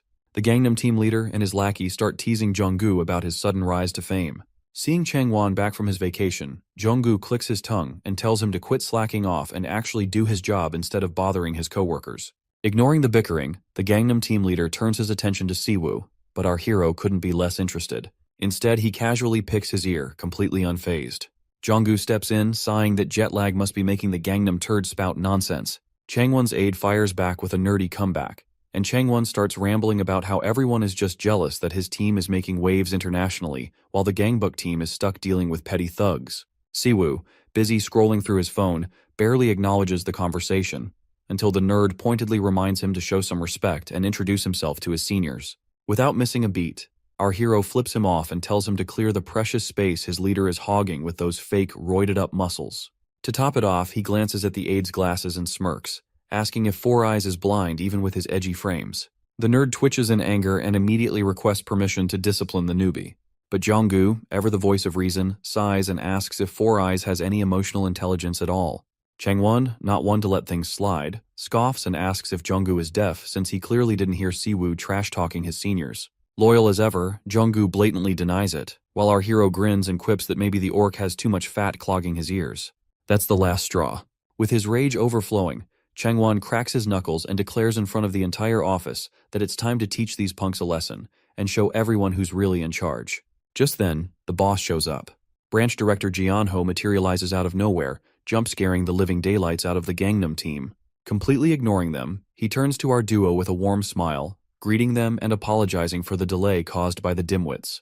Without wasting time, Jianho personally escorts his esteemed guests away, even going as far as asking what kind of tea they prefer. Fuming, Changwon tries to complain, but before he can even get a word out, the boss cuts him off with a casual reminder of his utter failure in the Japan mission. That shuts the Gangnam turds up instantly. Burning with jealousy, the 2 are left speechless, their minds racing as they try to figure out just what kind of insane connections this rookie must have. Inside the director's office, Junggu remains on edge while Siwoo, unfazed, gets straight to the point about the reason behind his summons. Amused by his blunt approach, the director responds with a laugh, shifting the conversation toward the Incheon prison escort. He points out that, following the success of the Bestia raid, responsibility for the escort case has now fallen under their branch's jurisdiction.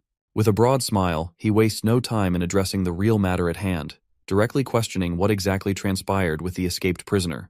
His skepticism is evident, making it clear that he finds it hard to believe someone capable of taking down the infamous Gert would genuinely lose to a mere wolf boy. Observing Siwoo's reluctance to provide an answer, he promptly instructs Junggu to step out, ensuring their discussion remains private.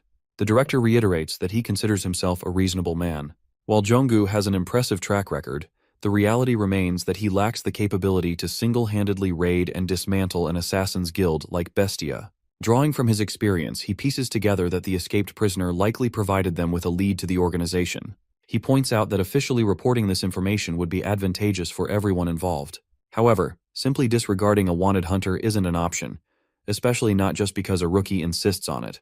Realizing that his line of questioning is leading nowhere, the director shifts tactics, revealing that he has invited a mutual acquaintance, one who is quite eager to have a conversation with Siwoo.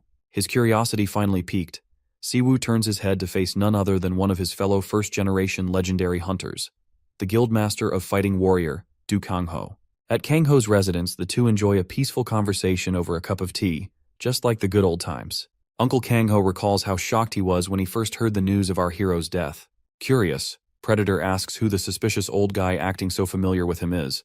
Our hero also notes that the man seems to have aged quite a bit. Laughing at the odd comment, Kangho chuckles and points out that Siwoo is the one who seems frozen in time. The uncle, with a touch of jealousy, mentions how Siwoo hasn't gained a single wrinkle over the past 10 years. He then asks what happened, since even his disciples went through hell yet couldn't track him down. Acting nonchalant, our boy replies they'll need another drink since his story isn't a short one. Hearing his 100-year-long tale, the uncle finds it impressive how much he went through. Our Demon Kingslayer shares his worry that mysterious dimensional magic activated at the very end of the fourth boss's fight. Clearing up the confusion, Kangho reveals that the fourth Demon King is still alive, leaving Siwoo stunned. My guy slams the table, seething with rage that the humans signed the peace treaty despite knowing this. Kangho does his best to calm him, explaining that only the remnants of the Demon Lord's forces remain. After the Demon Slayer ended his reign, the demons on Earth claimed they were merely following orders from their leader in the war against humans. Siwoo grits his teeth, realizing they had used him as a scapegoat. But Kangho calls it a necessary evil, given that human resources had been stretched thin since the first gate appeared.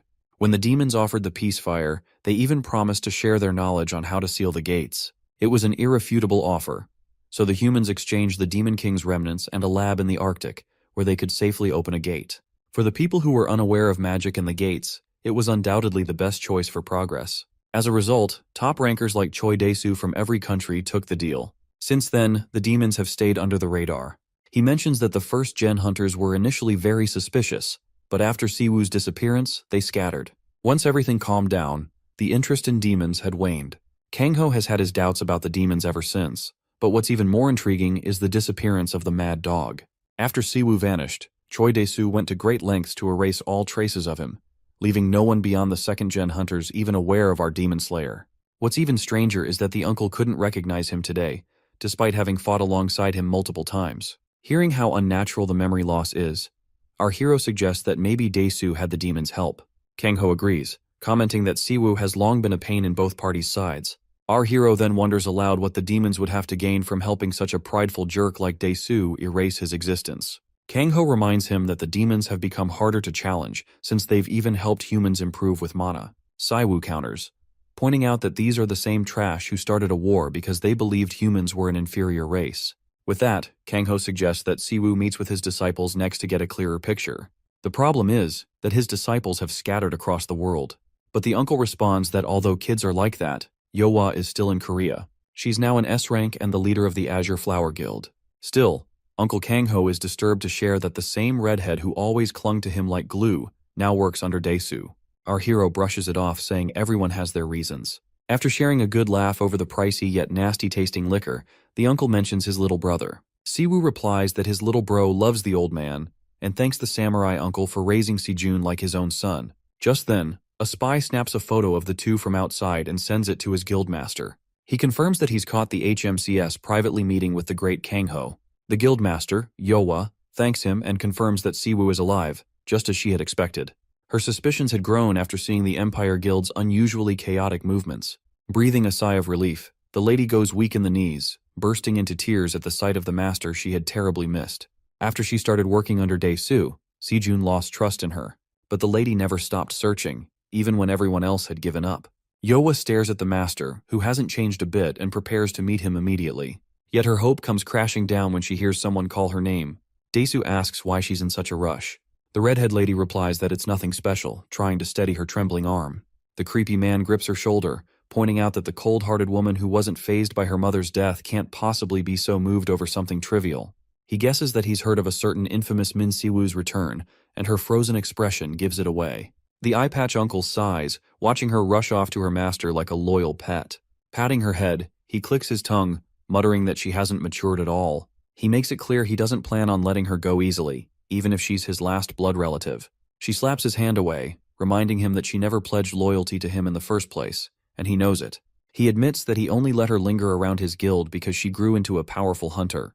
Yowa is furious hearing him refer to her as a mere tool. The redhead snaps at her supposed uncle, who abandoned her when she needed him most. Only Siwoo had been there to save her from despair. Dae-soo shatters her confidence by reminding her that she's a criminal. Given how our hero has been viciously hunting down criminals, once he finds out about her past, her so-called happy reunion won't be as pleasant as she hopes. The creepy uncle advises her not to forget her dirty roots and urges her to wake up from her delusion. The trembling lady is left completely demoralized, standing there utterly speechless. Meanwhile, at the guild, a pair of rookies meet our hero, who has promised to train them firsthand. Jisoo curiously asks if the huffing bear mask and the bald old man are also coming along. Our hero introduces the two seniors, while the wolf boy is suffocating in the bear mask, struggling to hide his identity. The juniors are immediately intimidated by the old man's menacing presence, yet the baldy casually remarks that he'll be relying on the energetic young ones. He offers her words of encouragement to Jisoo as though she's his own granddaughter. Siwoo reminds the troublemaker wolf boy that he's still on probation, warning him not to bully the juniors unless he wants to experience death again. With that, the team sets off toward the F-rank gate owned by the Empire Guild. Jisoo admits she's feeling quite nervous, so our hero tells her to think of the giant portal as just another door. The other recruit, equally hesitant, mentions a rumor that sometimes the gates swallow hunters if they close while the hunters are still inside. The old man reassures them, stating that humans now know exactly how to open and close the gates. He continues, explaining that gates have become a business due to the precious resources monsters inside yield. Cowards won't be rewarded without taking some risks. Once inside the gate, the team finds themselves in a lush forest. The recruits start complaining, leaving our hero wondering if all the kids are this clueless, even after graduating from the Hunter Academy.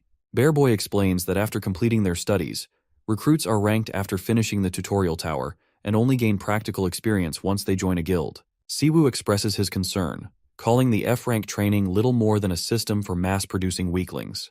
He urges them to demonstrate their skills before they start facing monsters. Sent by Sejun, the pretend recruit feels humiliated, being bossed around by a stranger alongside a girl who can't even use her power properly. Finally charging up her skill, Jisoo is knocked back by the force of her own attack, landing on her butt. Hearing her rampant apologies, our trainer tells her to stop with the apologies and hands her a whip.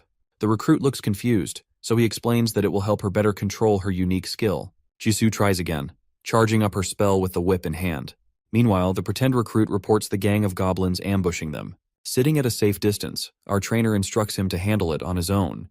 The guy curses at Siwoo's smug comment that they wouldn't learn anything if he beat the goblins for them. Watching the newbie in action, the baldy is impressed by his flashy tracking skill. However, it's clear that Byung-guk's control is abysmal, and he's burning through his mana at an alarming rate. Meanwhile, the recruit is shocked at how fighting a swarm of goblins alone feels like pure punishment for someone at his level. In a panic, he shouts at Jisoo, asking how much longer she'll take. Completely drained of mana, he collapses, and a goblin almost lands a fatal blow. Just in time, Jisoo unleashes her skill, forcing the goblin to submit. With a single command, she makes it back off and copies her movements. Wolf Boy and Baldy are impressed, witnessing a rare domination skill in action. Even Frey, unable to contain his excitement, begs for permission to feast on such a rare sight. However, the mad dog remains unimpressed, remarking that it's quite useless if she can only control a single enemy. Realizing she's in deep trouble, The newbie starts desperately jolting her unconscious partner, while the goblins drool, eyeing the easy prey before them. Siwoo's assistance has helped her unlock a sense of how to use her techniques better, and she's grateful for that.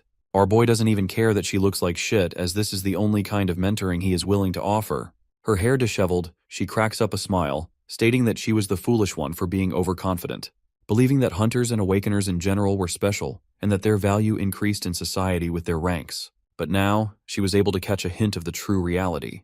Skills were tools, and not something a person could define their worth with. That's why training is important.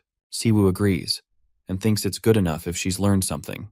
He's done for today and wants to head back home. The old man suddenly notes that there's a huge crowd spiraling up and wonders if these guys are from another guild. The girl explains that there is negotiation going on between the Azure Flower Guild and another group. A new gate has been discovered after all, so these people are just being dispatched here. Hearing the guild's name, Siwoo draws away for a second. From among the crowd, the people are curious to ask the guild leader about the appearance of the unique gate, as well as the pile of dead bodies of hunters that were discovered inside. The strange thing about this case is that these hunters weren't even torn apart by monsters. Their bodies seemed in one piece on the outside, but their organs had taken all the damage. It made Yowa contemplate what could become the catalyst for such a strange turn of events. Her train of thought is disrupted as a voice draws her over from her shoulder. It's Siwoo, who greets her with confidence, reminding her that her teacher is back. Seeing him here, she shows a different side to herself, mentioning his return. Siwoo wants to speak to her, but she's too busy and has things to deal with. Yowa escapes the situation, while Frey is out here flaming our boy for being the first dude to get rejected at the speed of light. The old man finds her rude for dismissing him like that too. Siwoo confirms that to be the case, but it's not that she was rude just now. In fact, he saw her in a fragile state, as if she was crying, and he doesn't know why. Let's explore their backstory a bit. Siwoo came to see her while she was hiding and crying her eyes out. He doesn't even get what's causing her to be upset. The teacher emphasized that he'll always find her out even if she hides. Turns out, the girl was jealous as hell that Sejun was trained better than her because of his connection to his brother, while she was just a nobody he picked up. She was once starving on the streets, so he collected her just like how Batman collects a new Robin every week. Anyway, Yowa doesn't get why Siwoo has been so nice and considerate of her despite having zero reason to do so. He teases her intently, stating that it's just a choice he made. He'd already been born into a tragic world, and felt that it was right to have a loving family of his own. He even gives Yowa the privilege of being called his real sister all the same. To this, the redhead flushes and continues to put up a petty fight. Siwoo is a little annoyed and wonders if he should make her cry even harder in their next training session. Yowa doesn't want him to adjust the difficulty of the training even further, since he already puts her through the worst every day. Those scenes race inside her head. She recalls never wanting to be the best disciple, but someone who could become his weapon, someone he could rely on. And that's how she ended up catching feelings for him. Tough luck. Yowa could not escape the bubble of being the child of a disgusting criminal. She enjoyed her privileges as a child and thinks that it does not earn her any excuse. That's why Yowa is prepared to do anything to fight for her teacher, for the person who helped restart her life. Yowa pops a surprise visit to meet Sejun, who calls her his sister out of habit and then addresses her properly. The redhead wants him to spare the pleasantries for a moment because she's come here to talk.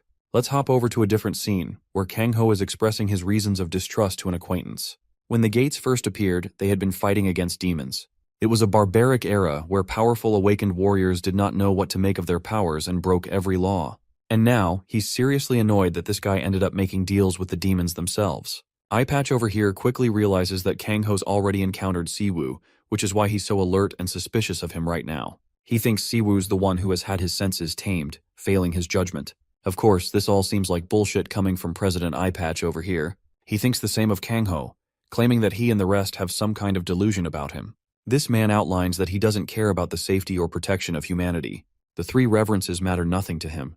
The bastard reveals his true nature. He's just a madman who is drunk on power, hoping to achieve complete supremacy. He wants to test and expire the very limits of mana and where that could lead humanity. His goal is to face an endless amount of strong opponents to help evolve humanity to greater heights. His authority is just a tool that helps him get there. The deals he made were merely because their interests aligned in one place. In the global domain, he confirms that each world leader had already bargained with the demons. On the exterior, it seems like they're forming these deals out of the country's safety, but they have their own agendas. With the current trajectory, humanity will tremendously evolve in the upcoming decade. He mocks Kang-ho for questioning his decisions when it only helped strengthen humanity's side. Kang-ho returns to the important question at hand. He wants to hear it from the man himself. to see if he truly made a deal with the demons and became the one responsible for sending Siwoo away. The president plays it soft, expressing that he's got nothing to hide, and if Siwoo has returned, then he's just gotten himself another chance to destroy him. Dai-Su is all confident in his shit-talk session until the man himself arrives to meet with him, stating that he's got a couple of things to ask too.